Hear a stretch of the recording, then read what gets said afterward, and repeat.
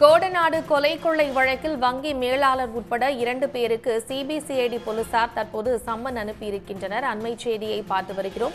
கூடுதல் விவரங்களை செய்தியாளர் சிவசாமியிடம் கேட்கலாம். சிவசாமி, கூடுதல் விவரங்களை பதிவு செய்யுங்க.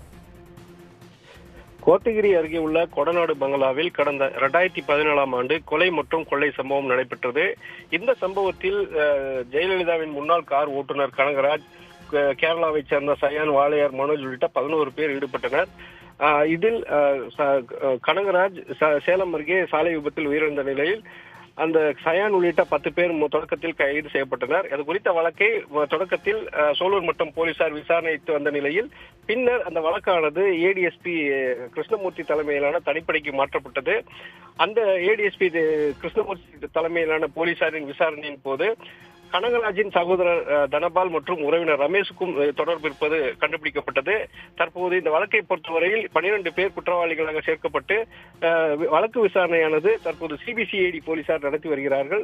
ஏடிஎஸ்பி முருகவேல் தலைமையிலான போலீசார் இந்த விசாரணையை நடத்தி வரும் நிலையில் இதுவரை இந்த வழக்கில் குற்றம் சாட்டப்பட்டவர்கள் மற்றும் சாட்சிகள் என 200க்கும் மேற்பட்டவர்களிடம் விசாரணை நடத்தி முடித்திருக்கிறார்கள். இந்த நிலையில்தான் வரும் 3ஆம் தேதி மேலும் 2 பேரை விசாரணைக்கு ஆஜராகுமாறு சம்மன் அளித்திருக்கிறார்கள். அதாவது இதற்காக தனியாக கோவையில் சிபிசிஐடி விசாரணை அலுவலகம் திறக்கப்பட்டு அந்த அலுவலகத்திற்கு சம்மன் வழங்கப்பட்டு ஒவ்வொருவராக அழைத்து விசாரித்து வருகின்றனர். இந்த நிலையில்தான் அக்டோபர் 3ஆம் தேதிக்கு அதாவது புதுச்சேரியை சேர்ந்த தனியார் வங்கி மேலாளர் ஒருவரையும் அதே போல போயஸ் கார்டனில் சிறு வயது முதலே அந்த பூசாரியாக பணியாற்றி தற்போது கோத்தகிரியில் தங்கியிருக்கக்கூடிய ஒரு இளைஞருக்கும் இந்த இது சம்மனானது வழங்கப்பட்டிருக்கிறது. குறிப்பாக 2017ஆம் ஆண்டு கிழக்கு கடற்கரை சாலையில் ஒரு ரெசார்ட்டுடன் கூடிய நிலத்தை வாங்க சசிகலா